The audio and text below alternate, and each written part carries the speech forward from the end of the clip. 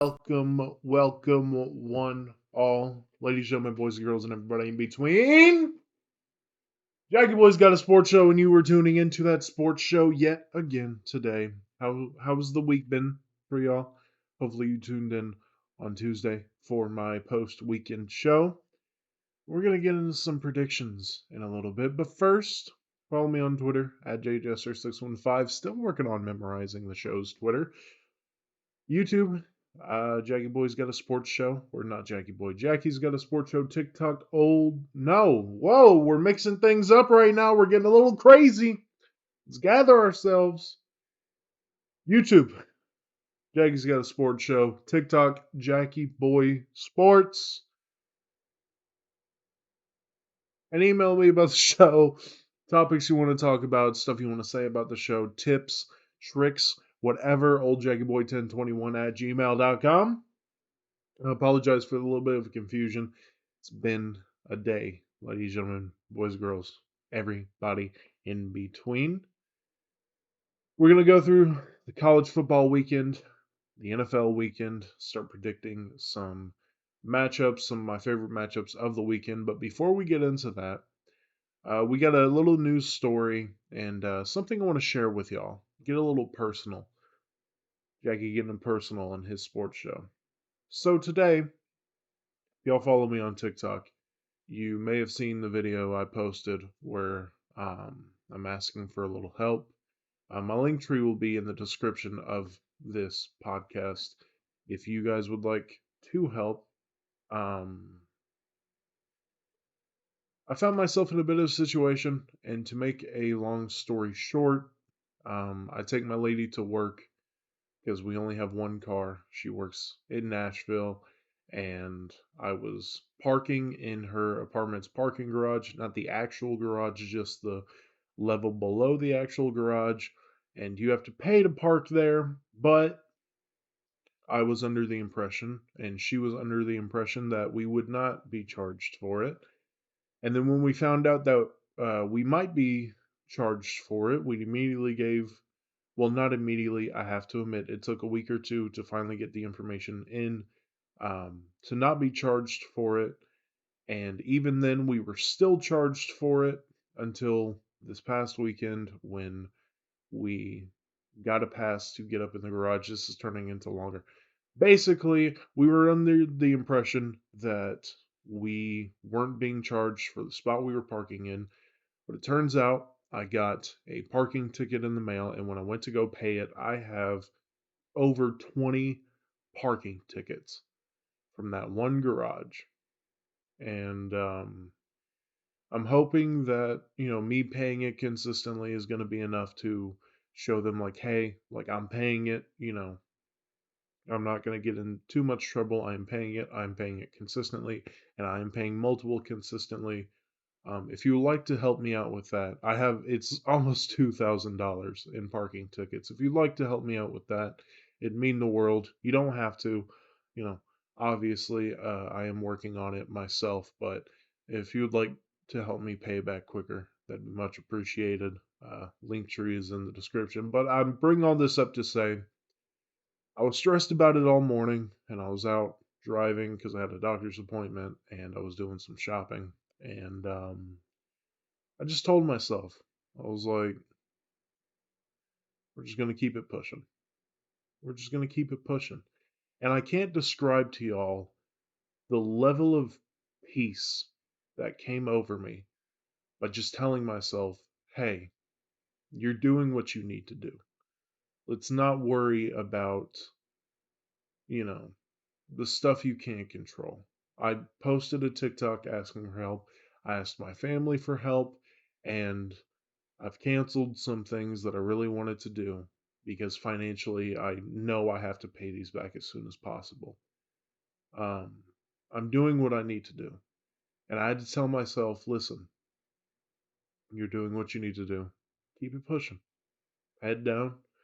Just keep going. Do what you need to do. And I think it's underrated how effective that is. How effective to just tell yourself, hey, one foot in front of the other. Just keep going. You know what I mean? It's a weird feeling, and I'm trying not to drag this longer than it needs to be. We do have a lot of show to get to, but I just want to tell y'all. Sometimes you just need to sit down. All those troubles you're going through, bills that need to be paid. You know, some things maybe you're pretty late on paying.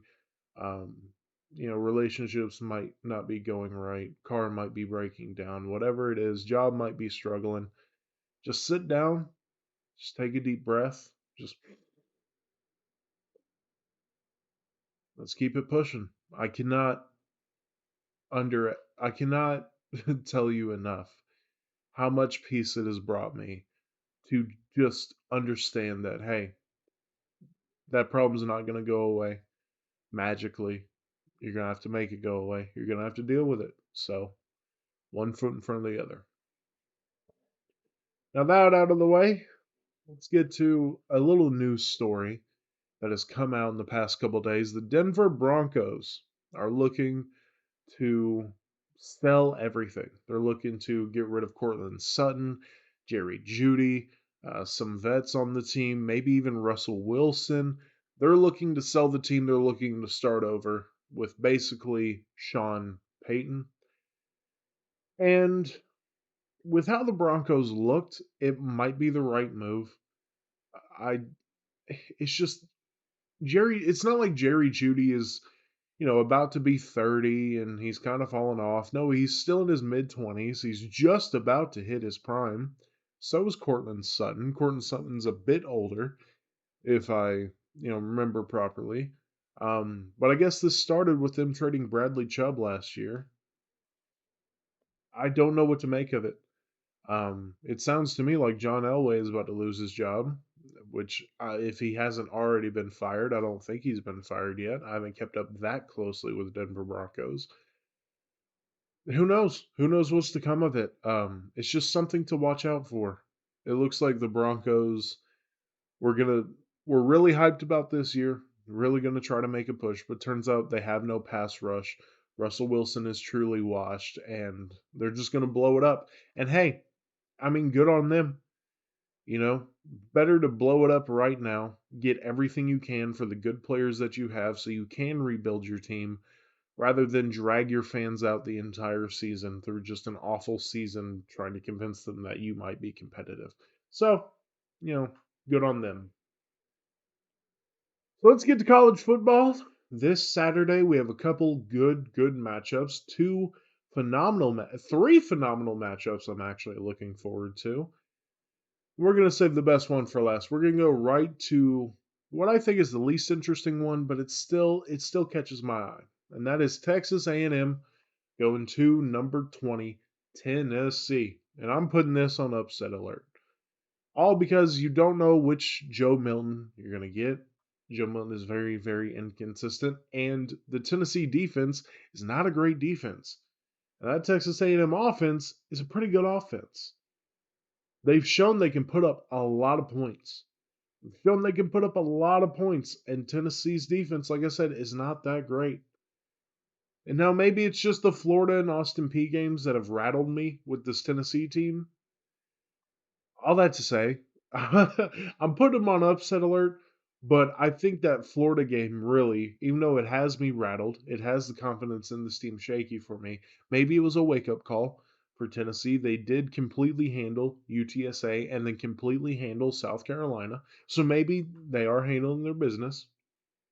So I'm taking Tennessee 38-24, but I would not be shocked if this game was closer, and I would not be entirely shocked. I'd be pretty upset being a Tennessee fan, but I would not be completely shocked if Texas A&M pulled this out. So next we got Arizona going to number 19 Washington State. Arizona plays Pac team. What? Arizona's been playing Pac 12 teams close. Arizona has been playing good Pac team 12s. I said it again. Pac 12 teams close. Pac 12 teams close. Pac 12 teams close. Pac 12 teams close. They made Washington. They took Washington all the way to the fourth quarter, and they took USC all the way to overtime. Um, and it's, how can I put this? Washington State is coming off a loss to UCLA, one they probably should not have lost. UCLA isn't amazing of a team. I say that, and we're going to talk about their game later. UCLA is a good team. Let's backtrack a little bit. Let's reset a little bit. UCLA is a good team. Washington State is coming off losing to UCLA, and even though UCLA is a good team, they probably should have beaten UCLA. And Arizona is coming off a very emotional loss to USC. It feels like they really, really had that one in their hands and they just let it slip. I have Washington State winning 40-30. I expect this to be a close game throughout, and I expect Washington State to pull through at the very end. Maybe, 5 minutes left in the fourth quarter, they go up, 37-30, and then get a turnover and kick a field goal. That's what I wouldn't be shocked if that's what happened. Now let's go to number 18 UCLA visiting number 15 Oregon State. And I think this is a very, very underrated game. I think this is a game that nobody is talking about. UCLA, I said that they weren't that good of a team. Then I backtracked and said that they are a good team. So we're going to solidify that right now. I think UCLA is a good football team this year. They gave Utah a lot of trouble. Utah is a bit overrated, in my opinion, but they did give Utah a lot of trouble. And then, obviously, they beat Washington State last weekend. And here's my thing. Oregon State can put up a lot of points. Oregon State's offense is a very, very good offense. But so is Washington State. And Washington State was only able to put 17 points on this UCLA defense. 17 points. And Oregon State is one of the best offenses in the country, just like Washington State was. So that being said, I'm taking UCLA 27-17. UCLA is going to keep climbing these boards. I don't think they'll make it real far up the boards, but that defense can be for real. That defense is holding great offenses. I'm saying that because they did it once. But Washington State is a great offense with an NFL quarterback. And Oregon State is a very good offense with a maybe NFL quarterback. So UCLA 27-17. Let's keep it rolling with number 9 USC going to Notre Dame, who is ranked 21, coming off an embarrassing loss against Louisville, in which I asked the question last podcast. Was that more Louisville being amazing, being slept on, or was that more Notre Dame just being frauds? And here's my thing. And I want to give credit to Joel Klatt and Colin Cowherd on the herd this past week because they really brought this to my attention. The weather is going to look awful. Apparently, the forecast for this game is going to be rainy. It's going to be gray. It's going to be gritty.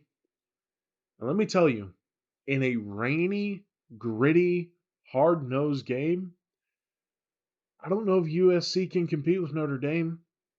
And another thing that was brought to my attention. USC's run defense is awful. It is awful. And what is one of the things that Notre Dame does very, very, very well? Run the football. And not just one back. They have 3-4 backs that run the football very, very well. Everybody knows Sam Hartman. Everybody knows what Sam Hartman can do. We're not going to take anything away from what Sam Hartman can do. But Notre Dame is going to run this football. And USC is going to have a very, very tough time stopping it. And that means that Notre Dame is going to control the time of possession in this football game. Notre Dame is going to control time of possession, keeping the ball away from Caleb Williams. And Notre Dame plays good defense. Louisville kind of exposed it a little bit. But Notre Dame plays good defense. And if they get 1-2 turnovers, even if they just get one turnover, I think this game could get pretty ugly. I have Notre Dame winning 28-25. Notre Dame running the football, playing great defense. Upset of the year, but not really, because USC has been playing with fire the past couple weeks. They have been playing with fire, and I think they are going to be burned. Now let's get to our game of the college football week. I'm pretty sure you guys already guessed it. Number 7, Oregon, going to number 8, Washington. Both teams undefeated. Both teams Heisman hopeful quarterbacks. Oregon having Bo Nix, Washington having Michael Penix Jr. The number 2 offense in Oregon versus the number 3 defense in Washington. Both have struggled against lesser opponents. Washington struggling with Arizona, Oregon struggling with Texas Tech. Both teams looking to set the tone for the rest of their schedule. I believe Oregon still has to play USC. They have to play Utah. They have to play Oregon State. Washington has to play Utah, Oregon State, Washington State. These guys have a gauntlet schedule coming up, and this game is really going to set the tone for the rest of the year. And I think it really comes down to the defense, right? I mean, number 2 offense, number 3 offense. These offenses can put up points. This should be a barn burner. But Oregon's defense is much better than Washington's defense. They have the number 6 ranked defense, total defense, versus the number 27th ranked defense in Washington. That's not terrible. It's not a terrible defense, but it's certainly nowhere near Oregon's. But I think this is really going to come down to situations. Situational defense. Football is all about situational. What can you do in the right situation? Those third and longs, those fourth and shorts, you know what I'm saying? Clock management, all that. And I think I'd give the edge to Washington. So I have Washington winning 45-42. Maybe Oregon's going on a game-winning drive and they just turn the ball over in a bad time and Washington goes and kicks a field goal to win the game. I think this game is going to be very high scoring. Take the over on the points if you're a betting person. This game is going to be very, very, very fun. And luckily it's at 2:30, so I have a very good chance at watching it. So to recap our college football predictions, we have Washington going over Oregon 45-42. We have Tennessee going over Texas A&M 38-24. We have Washington State going over Arizona 40-30. We have Notre Dame going over USC 28-25. We have UCLA going over Oregon State 27-17. And that is it. And last week, before I get out of college football, last week we went 2-2, dead even. This week we are going 4-0.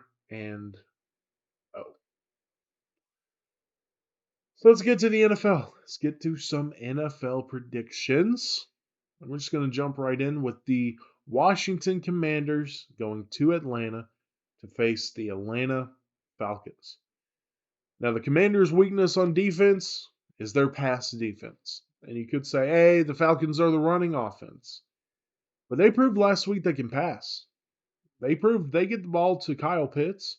They can throw to Bijan Robinson, and Drake London can show up in very, very clutch situations. I don't know. I wouldn't immediately give that edge to Washington. Yes, they just they're not that great on defense. Totally. And their pass defense is very suspect.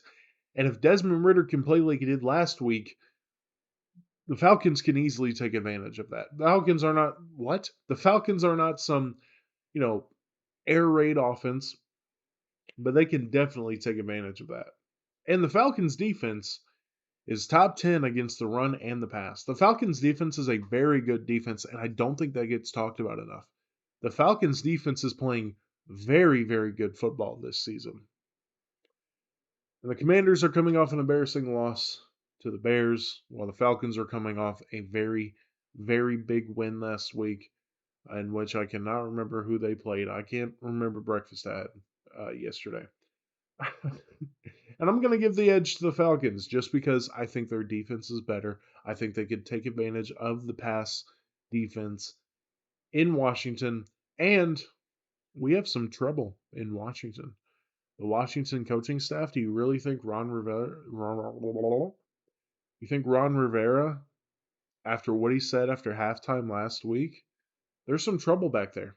There's some trouble back there. Luckily, I think Ron Rivera gets fired. Eric Bieniemy becomes head coach.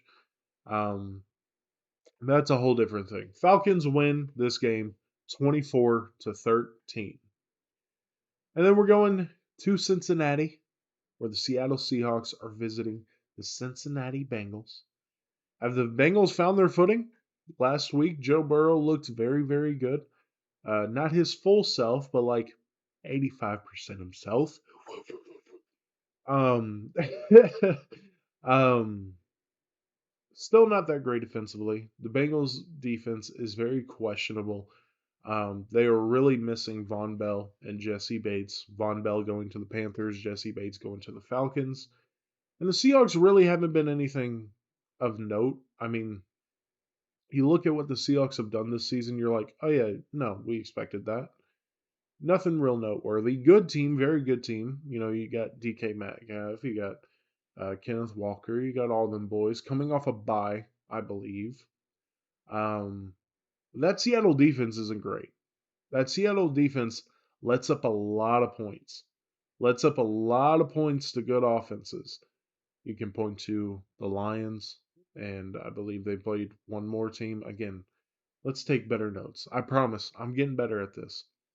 And because their defense gives up a lot of points, and because I think the Bengals defense plays well enough situationally, word of the day, situationally, I think the Bengals win this game 31-24.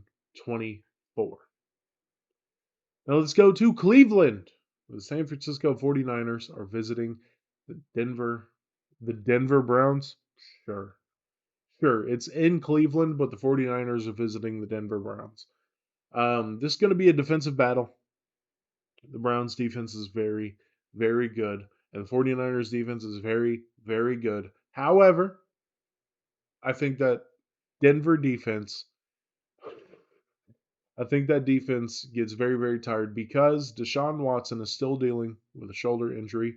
Hold on, consensual happy endings over there. It's amazing that he can't keep his body healthy without those unconsensual happy endings. You know what I'm saying? So it looks like Dorian Thompson Robinson is going to start again for the Denver Browns, and he's going to get embarrassed again. And people are going to say that he shouldn't be in the league again, even though he's a rookie again.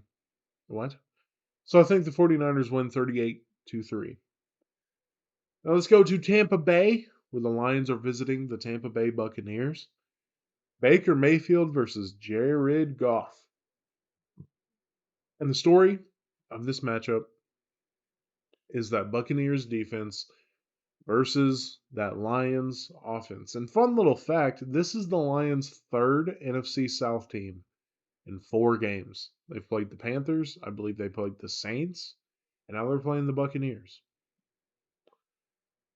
And the Bucs defense has been pretty good all season, but they haven't really faced a Lion caliber offense. Yes, they faced the Eagles, but the Eagles do not have as good of an offense as the Detroit Lions. And of course, that offensive line is going to have to deal with Aiden Hutchinson, who is just tearing through folks, tearing through everybody. But I think this ends up being a defensive battle. And in a defensive battle, I think the Buccaneers defense wins. So give me the upset.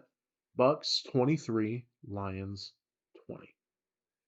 And then finally, we have the Dallas Cowboys going to LA to face the Los Angeles Chargers. And I think this is where Brandon Staley's antics finally come back to bite him in the ass. If you don't recall, the past 2 games, the Chargers have gone for it inside their own territory, failed, and got bailed out by the opposing offense turning the ball over. Once with the Vikings, next with the Raiders. And I think this happens again. I think late in the game, Brandon Staley is going to call again, go for it on 4th down inside their own territory. and they're going to fail, and the Cowboys offense isn't going to turn the ball over. You can laugh at Dak all you want, but they got embarrassed national TV last week. They're looking to redeem themselves against the Chargers, and I think they do. And I think Brandon Staley's antics finally comes back to bite him in the ass. So to go over the NFL weekend predictions, in which last week clean sweep 4-0. We have the Falcons going over the Commanders 24-13. We have the Seahawks going over the Bengals 31-24. We have the 49ers going over the Browns 38-3. We have the Lions going over the Buccaneers 23-20, and we have the Cowboys going over the Chargers 35-28. And I just realized, no, I'm tripping. Dragon Boy's got a sports show. You just tuned into that sports show. Fun announcement, real quick. Tomorrow I am getting new equipment in to make the show sound a little better. Right now I'm going to show YouTube. I have just a little snowball mic. I know it doesn't sound the greatest.